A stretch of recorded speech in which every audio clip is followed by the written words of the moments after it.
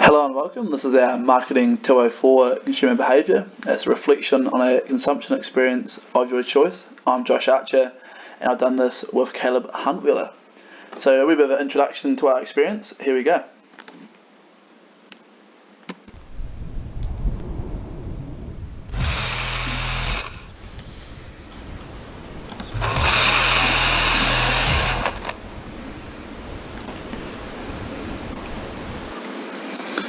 So I posed a bit of a taste or a wee look at our experience at Rhythm and Vines Music Festival. So as an overview, what is it? It's a music festival celebrating the new year, where Waiheke Estate is a vineyard in Gisborne, and when it's a 3 to 4 day festival over the New Year period from the 28th through to New Year's Eve. So what is Rhythm and Vines? The event started 17 years ago as a single day festival held by 3 Otago University students with intentions to host fellow friends and an exciting New Year's experience. 4 stages with over 100 performers displaying both local and internationally acclaimed artists.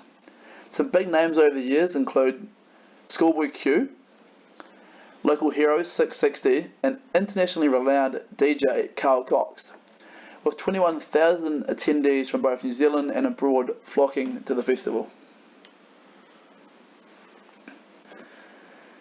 The event is held in Gisborne, in the Bay of Plenty on the east coast of the North Island of New Zealand.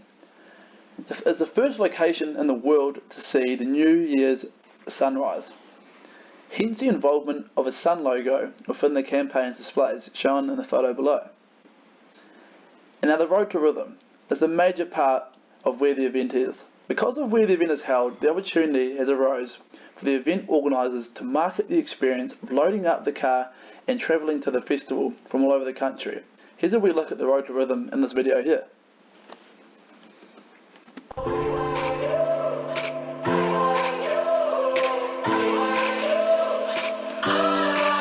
were following the Cambridge signs, trying to get the music right. In my CDO car with the scratched up sides. Open windows all the way, cause I ain't got no AC, babe. Let the radio sing one. So the Road to Rhythm, it's all about the car ride, the experience, the camping, and then finally getting together with your friends. But the Road to Rhythm, Gisborne is an isolated small township with the airport size reflecting the population size of 37,000 citizens. Due to this, flying into the region is very expensive, as shown here. In New Zealand charges close to $600 to fly direct from a big city like Christchurch into Gisborne, a large sum for the Rhythm and Vines target market. As a result of this, most festival goers opt for vehicle transportation. This road trip to the festival has become a massive part of Rhythm and Vines' experience. The event promoters market this part of the festival experience by getting radio stations to aid the travellers with good music and event promotions to create their hype and build up for the event. When approaching Gisborne, signs are also displayed along the main roads with intentions to also excite their attendees. A culture is developed for those travelling to the festival to sign write their cars with removable paint, commonly displaying borderline messages or simply just Rhythm Roadie, thus creating further energy. But there's no better place to be in New Zealand than R&V for this countdown.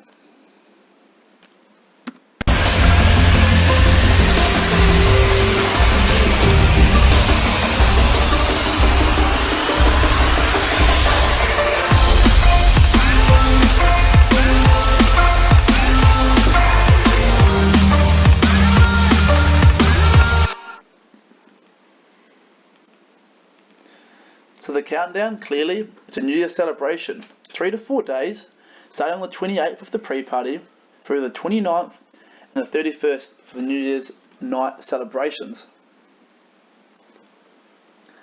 It's a rite of passage.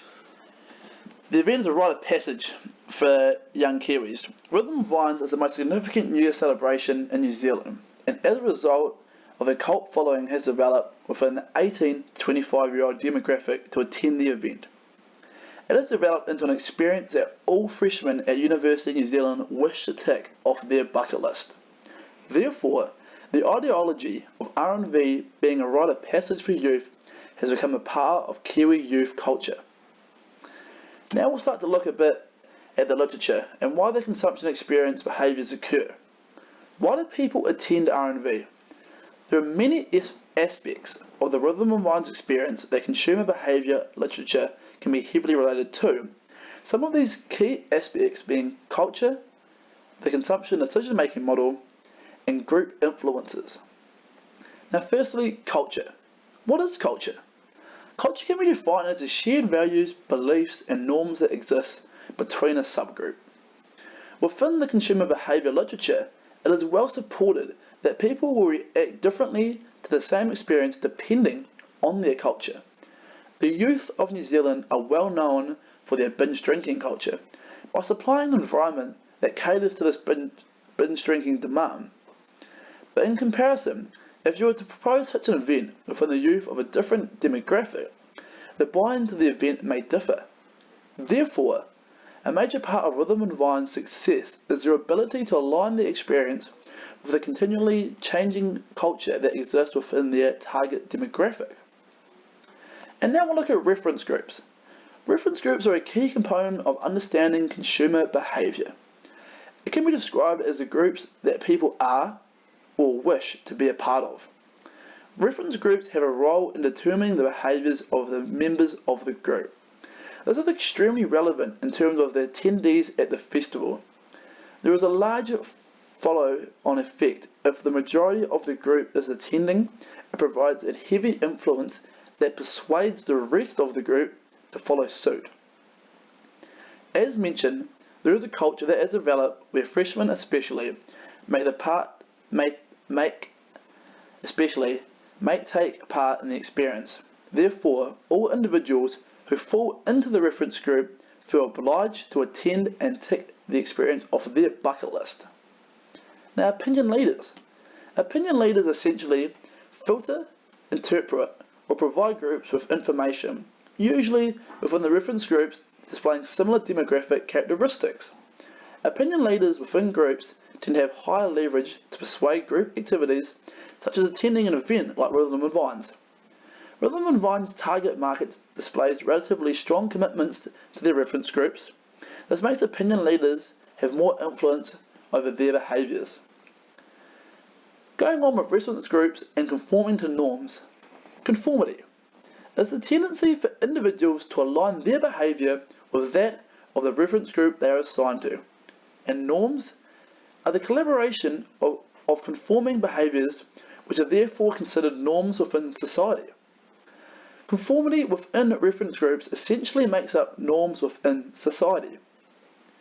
This is evident in the youth reference groups with a demographic that consists of extrovert festival goers to attend events such as Rhythm and Vines. Attending Rhythm and Vines has been conformed into a normal behaviour within youth reference groups in New Zealand. Aspirational reference groups.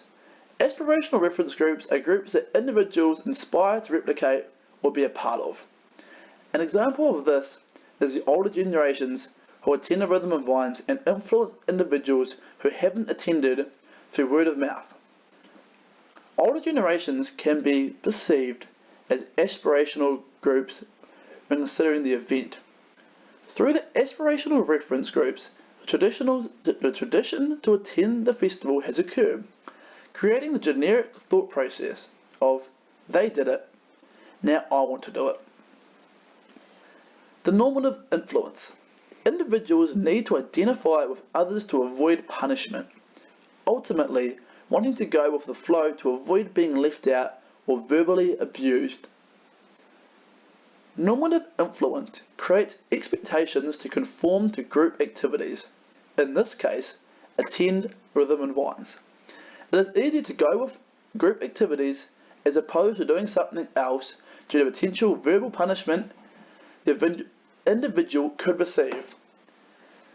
In tangent with fear of missing out, or FOMO, as the normative influence creates an ideology within reference groups to go with rather than to oppose.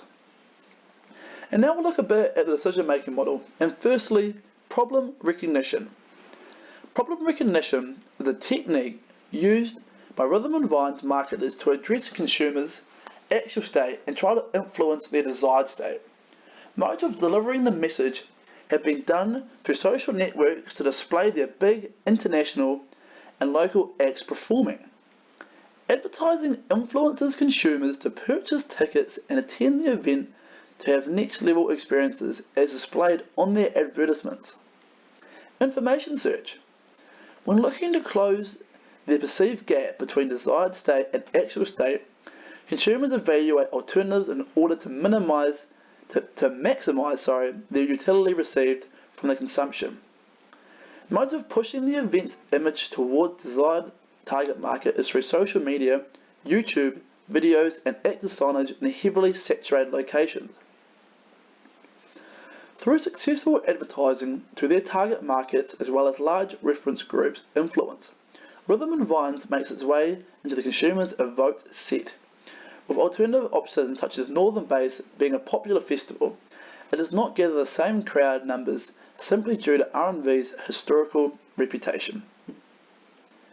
And now, we'll look at the societal, managerial and personal implications of an event like Rhythm and Vines. What implications does R&V have on the surrounding society and or individuals? We'll touch on drinking culture, illicit drug consumption, the economic benefits. Also, Rhythm and Vines brings a flood of youth into the region over the New Year period. Associated with this influx are externalities that implicate society in both the positive and negative forms. Music festivals create associated cultures that heavily reflect the environment they are taking place within. Now, some of the negative impacts on society. There are some well-supported examples of how festival experiences like that of Rhythm and Vines negatively affect society.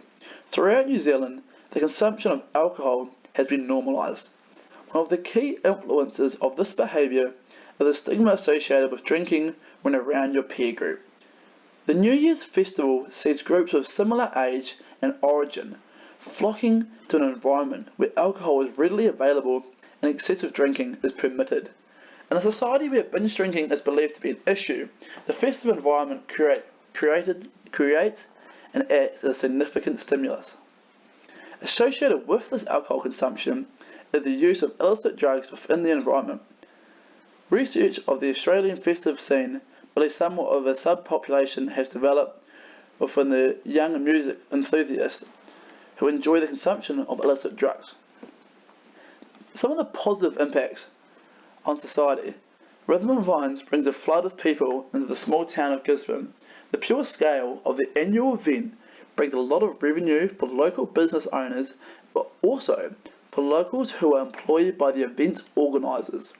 The event has consistently grown since its opening and therefore provides local business owners with the comfort of having a consistent annual demand, especially within the food and beverage industry. Those who cater well to the demographic of the festival goers will see an immense spike of business during the period. It is estimated that $12 million was brought into the Gisborne economy during last year's New Year celebrations as a direct result of the Rhythm and Vines. Now finally, what can be done better or different from the festival's perspective? The effect of this festival on the environment is significant due to the waste produced throughout the event. In 2014, it was discovered that 36 tonnes of waste was produced that would later be dumped into landfill. An initiative of recycling cups reduced this to 14 tonnes, but the amount of waste left on the campsites are still large. By providing recyclable tent options as shown in the picture below, will completely diminish the waste produced by people leaving their tents on site. These tents currently are having to be collected and dumped. Our solution to this problem is to get rid of the waste and use cardboard as it's recyclable. Now finally, the motivation. Why did we pick to use this experience? What motivated us to attend Rhythm and Vines? Belonging to the reference group is very important in order to feel accepted within the groups.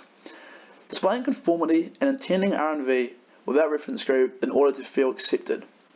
Opinion leaders heavily influenced a youth group such as ours, influencing norms into our group.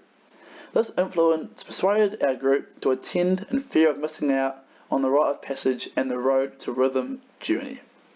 We are part of a young Kiwi culture in which believes the summer season is for friends, travelling, and going to the massive festivals such as Rhythm and Wines. Now finally, thank you. Thank you for listening. This is our presentation on our consumption experience at Rhythm and Wines.